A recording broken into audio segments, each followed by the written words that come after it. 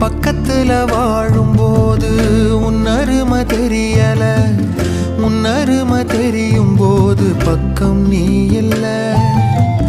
தன்னந்தனி படகு போல தத்தளிக்கும் வாழ்க்கை போல